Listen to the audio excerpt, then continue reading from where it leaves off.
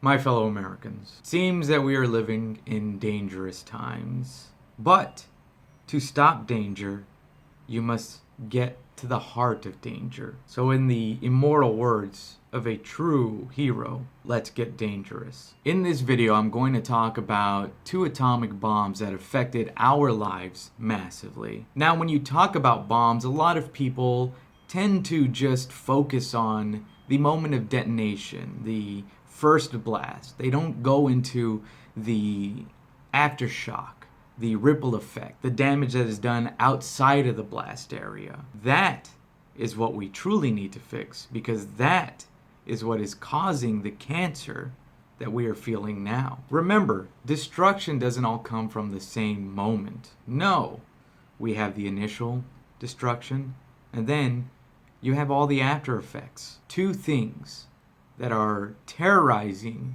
us right now: toxic masculinity and where the office went wrong. Now, we'll start with toxic masculinity, but before I do, leave your beliefs at the door.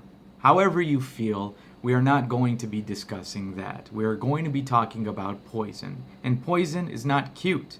Acid is not forbidden water.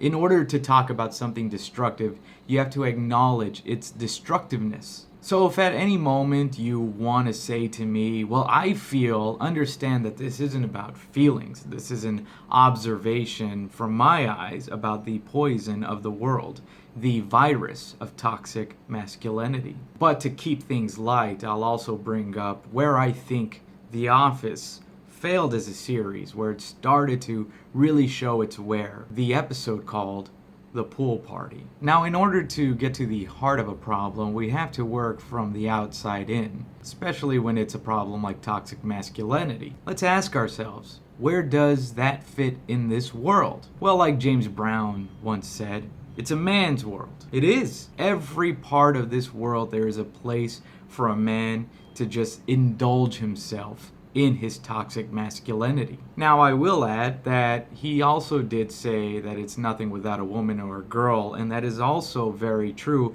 But once again, we are talking about the poison. So before you go off onto that tangent, let's focus on the idea of it's a man's world. In every region in the world, a man with money can find happiness, whether it's true happiness or temporary, whether it's an actual fix on life or just pills. So in this escapism, this ability to get away from responsibility, that is where the festering of the toxic masculinity begins. Because what you are fighting when you are fighting toxic masculinity in the world is centuries of bad habits by men. Centuries. Women's equality wasn't really a big thing until recently, and even if it's been around since you've been alive, which some would argue it still hasn't been, it's battling centuries of bad thought. I mean, in the US itself, it's only been about 60 years.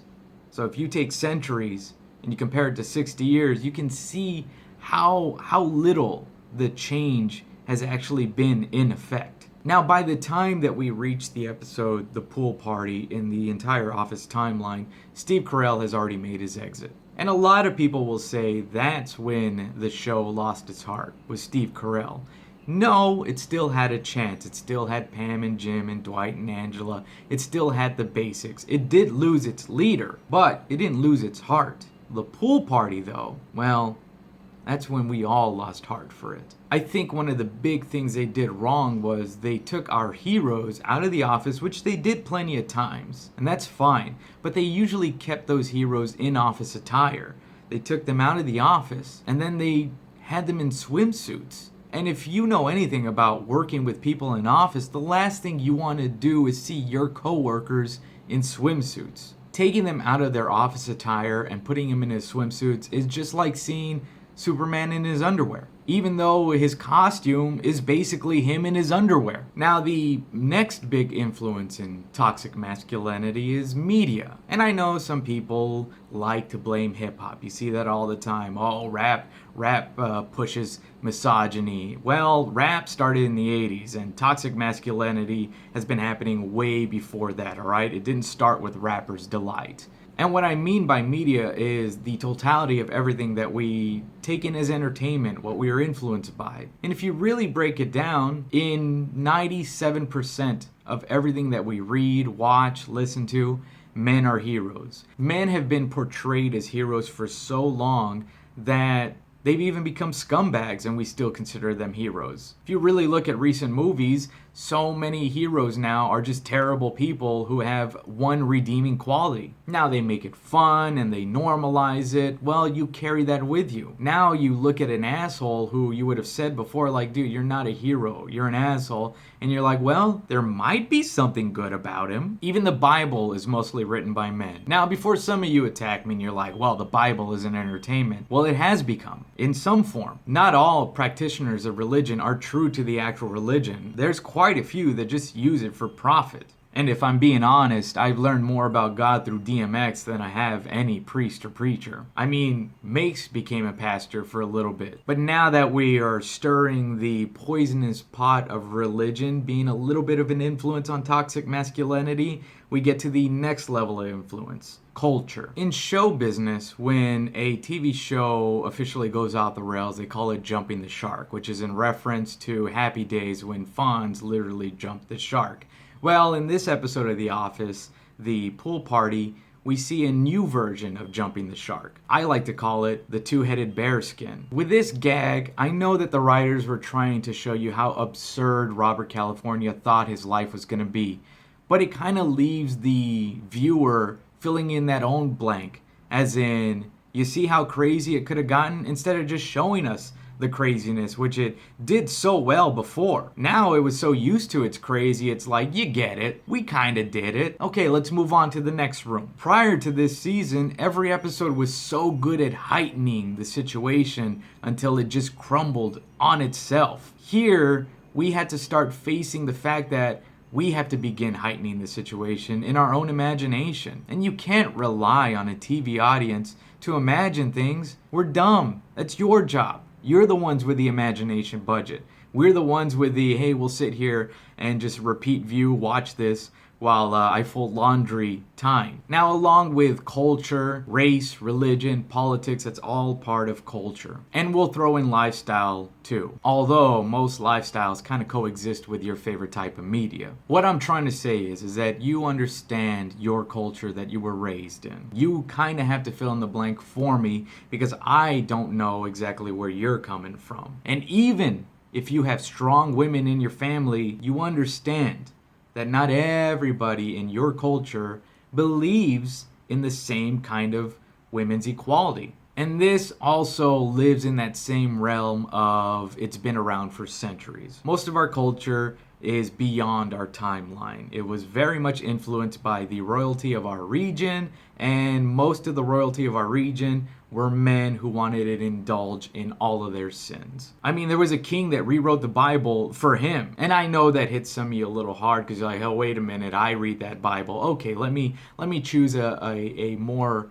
villainous person that we all knew recently. Saddam Hussein. He had man-made pools of water built with little tiny party palaces in the middle so that he can do as much sinning as possible without upsetting his religious beliefs. He found a way to loophole the system. Now, completely feel free to correct me on Saddam Hussein's beliefs, but I remember seeing pictures from friends that fought overseas of his palaces and seeing these little party huts that were in the middle of these man-made lakes that Saddam would throw these crazy parties at, right? And he could do whatever he wanted because it was in the middle of a bunch of water. And you know what was in these waters? Fish that were huge fish. And you know how he fed these fish? Well, he had a wood chopper near the lake where he would throw people that he believed to be against him into, and it would just chum out into the water and it would feed these fish. Yes, these fish were fed by the men that crossed Saddam Hussein. So let's just say the guy found ways to find loopholes for all of his toxic masculinity. So we've kind of worked from the world to media to culture. Now we're going to get to more of the heart of where toxic masculinity festers. your own locality. Whether you live in a little town or a big city, your locality really does kind of encourage its own form of toxic masculinity. In little towns, it typically stems from the belief of, hey, if you don't give me what I want as a man, I will spread a rumor or do something to you that will embarrass you inside of this little town. All of us will know about it because we all know each other. So either do what I want or be embarrassed and become ostracized by your own community. It's the scarlet letter, guys. And on the opposite spectrum, the big city toxic masculinity is, I'm just gonna forget you. And that's gonna hurt you more than anything because you're going to learn that you're just a small fish in this big pond. Just in forgetting you is enough to hurt you. When I see you, I'm gonna be like, oh yeah, you're that girl that I took home that one night. Yeah, oh my God. Well, it's good to see you. See you later. And that is where that toxic masculinity kind of thrives. Even if you did live in that man's head, the fact that he can pretend that he never knew you is his power. Either way, the big component in toxic masculinity in this is embarrassment. How can I make you feel terrible for the terrible things that I did? I mean, maybe in that is the formula of toxic masculinity. And although they did introduce useless characters during the Guerra years, I don't think we saw how useless some of these characters could be until the last 2 seasons of The Office. And I think the guy is very good at what he does. It's no knock on the actor himself. It's the character, Nate. Nate was completely useless. Basically, Kevin got mean, so they had to give the stupidity to somebody else. And they gave it to Nate. And I wish that guy, because he was good at what he did, I wish he was given more depth into his character so that we could appreciate him. Honestly, they should have just never made Kevin mean. I don't know why they did that. It just seemed weird. It was like, no, he's dumb. Don't make him mean. We're fine with him being dumb. We're fine with him being sexist. Making Kevin mean and dumb? Well, that's a two-headed bear. Now, in order to heighten how bad toxic masculinity is, we're going to talk about the extremes of 2 isms, feminism and chauvinism. And in these extremes, you will see how toxic men can be. So, feminism, at its most extreme, is the belief that women are better than men. Now, I know you're saying, no, it's the belief that women are equal to men. That's the normal definition. At its most extreme, women are better than men. That is extreme feminism. Chauvinism, at its most extreme, is that men are kings. They don't even factor in women. And that's the difference. Chauvinism is, oh yeah, women are around, but we're kings. We don't compare ourselves to women. And that's kind of how you could see sexism in a lot of people when you realize that they'll acknowledge women, but they won't acknowledge women. Because with acknowledgement, well, that leads to comparisons. And to start comparing abilities is to kind of admit that you do have some equality. So that people who truly do not want to believe in equality, they just don't acknowledge. Because it works against their true mission statement, which is that I am the best. The end. And I know that this is a little uncomfortable to talk about. Well, talking about extremes is always going to be uncomfortable. But if you need a more hardcore example, all you got to do is think about professional basketball contracts, men compared to women. In that argument, people say that the women should be paid just as much as their male counterparts. What do they say about the male counterparts? Nothing. They just say, well, look at their abilities, the end. We're not going to compare abilities. They're both professional athletes. They don't even factor in the discussion of comparing the WNBA to the NBA. It's not a comparison in the chauvinistic mind. Now, as all the things start to escalate in the pool party episode, we begin to see how kind of ridiculous it all is. Nothing really makes sense anymore. The way that they get rid of the ring is by burning it on a little Viking boat that they have in a pool. Well, that doesn't really get rid of the ring, and it's kind of working on the stupidity of the characters and their ignorance all at the same time. And it just leaves you like, well, none of this makes sense because all of it looks extremely solvable. They even had to throw in the whole fact that Jim was technically trapped because he couldn't get his car out in order to make you realize that, well, Jim couldn't leave. And all of us are screaming the entire time, just leave, bro. And you know what? The whole thing with Ryan and I even forget the guy's name. I'm sorry. And he was a decent character too. Their whole desire to keep Robert's attention as much as possible. That got kind of weird, didn't it? Toxic masculinity is the belief that you are all knowing, you never make any mistakes, you never have any regrets, and you rarely feel pain. Because that is men at their worst. We are that arrogant. We are that confident. And the big difference between why a man is that confident and a woman kind of has more of a grip on reality is the fact that women have to deal with menstrual cycles. If men had to deal with that, then we would realize pain early on in life. In fact, most men, if they wanted to, don't have to experience pain for a lot of their life. If they don't want to do extreme sports or break a leg or break a tooth, then their body will never turn on them. Women feel it. They get cramps, so they know their own mortality. They're like, oh, this is my body. This is how my body works. Well, men, we don't go through that. The other thing is that men are allowed to imagine throughout their formative years. We can play soldiers, we can play Rocket Man. Women are forced to mature early because of that whole saying that women mature sooner than men. Well, that's biologically, not mentally. And the fact that we put it upon them mentally, we kind of deprive women that opportunity just to explore ideas and be kids. You need to mature because you mature quicker than men. But it's like, well, no, but they're still 10 and he's still 10. Let these kids imagine. Don't force restrictions on them immediately and not let them believe that they can be more. Let life do that. You don't have to do that. The character's name was Gabe. And to understand another part of toxic masculinity, you have to understand its goal. And the goal of toxic masculinity has always been sex. It's always where it leads to. We gain power to have sex with as many women as possible. And you can see this in little internet comments where maybe a man is defending women. I've done it before, and without fail, there's always been a comment like, well, bro, she ain't gonna have sex with you. Oh, you say that, bro, but you're not gonna get laid off of that. Because to them, that's all that women factor to, is sex. Very sexist, very chauvinistic, very toxic.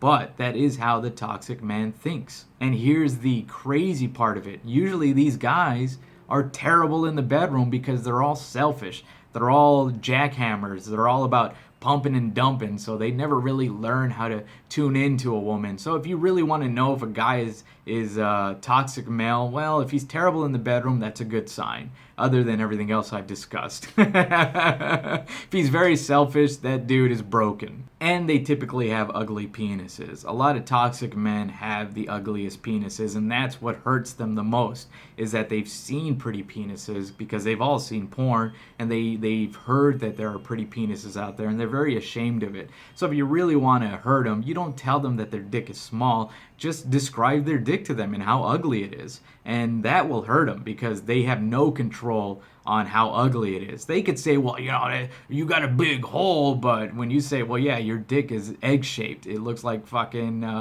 toad. It looks like a mushroom. You know what I'm saying? Then they're like, oh, fuck. And I think that with Jim's exit from the pool party was kind of the exit for the show, really. It was kind of like, this has gotten too crazy. None of this makes sense. We don't even know what we're really doing. Nobody knows who they're in love with. Some of the characters have become an evil version of themselves. We should just hit this mailbox on our way out and go home.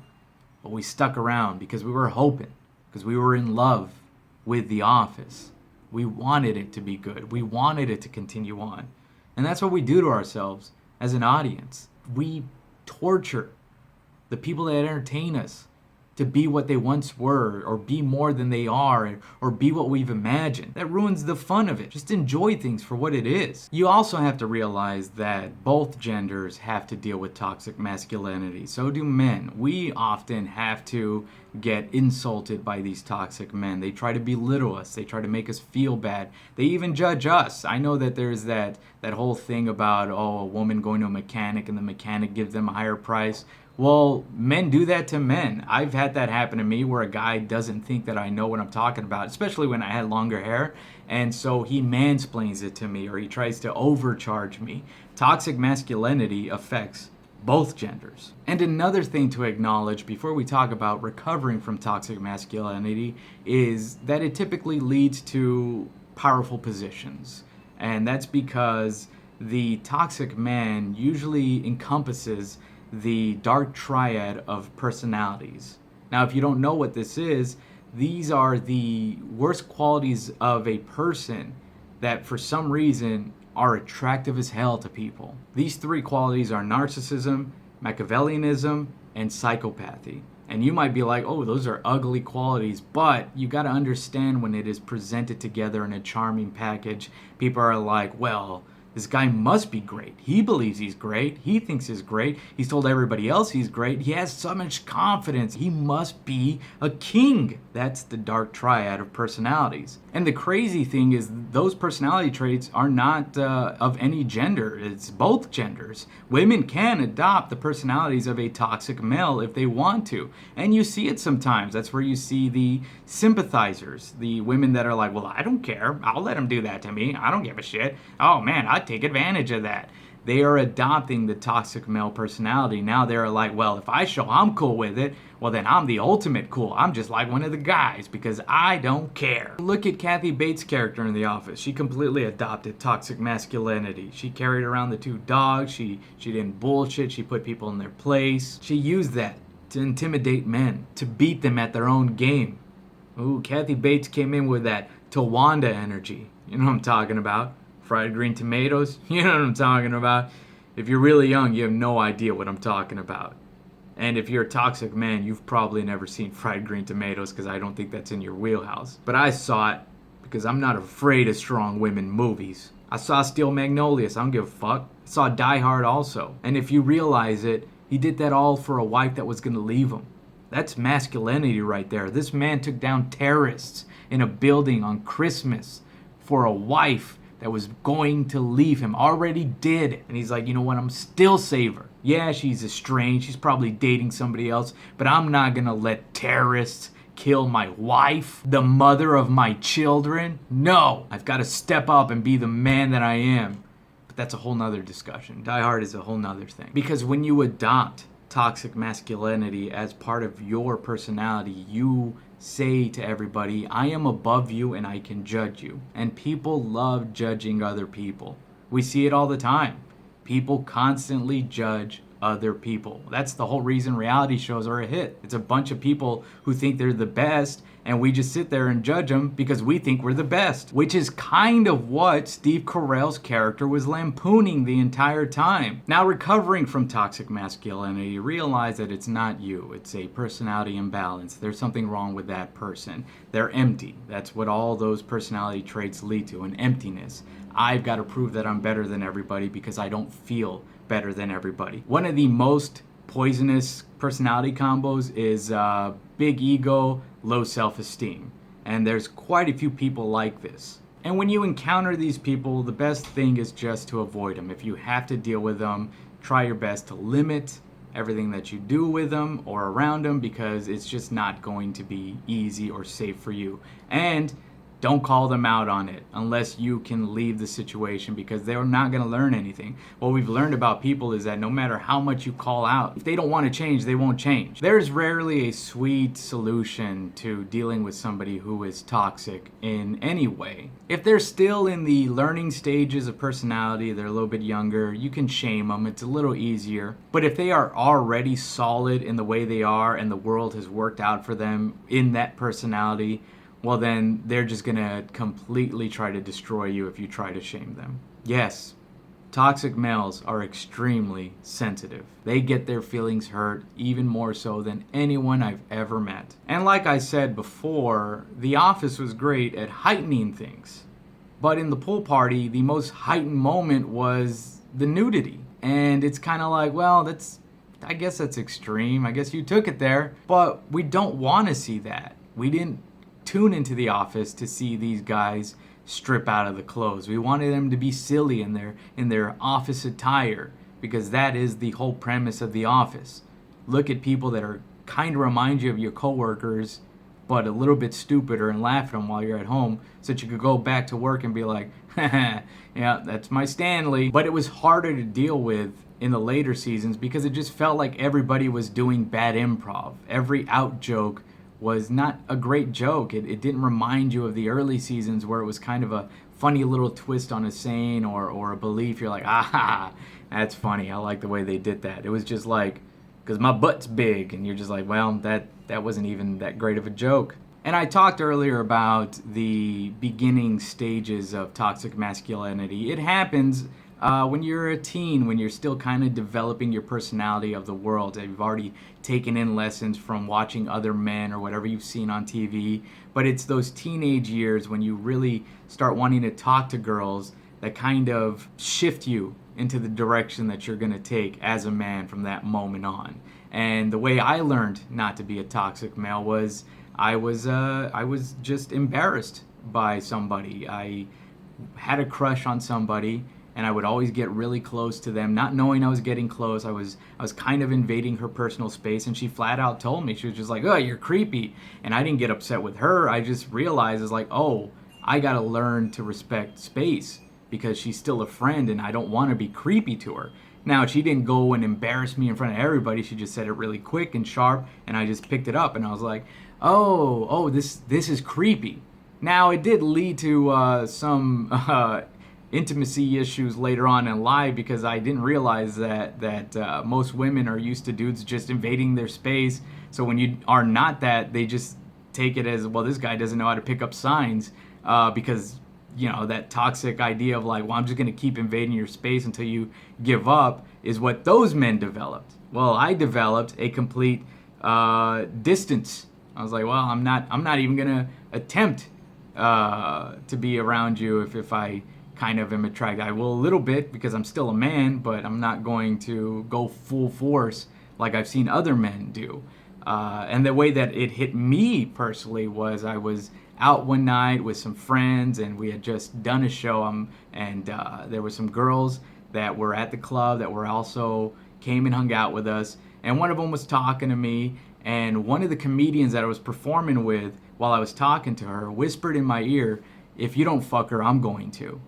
And that's when I realized that even your own friends, people that you work with, other males that you think is like, oh my God, dude, I thought we were best friends, will become toxic males on you.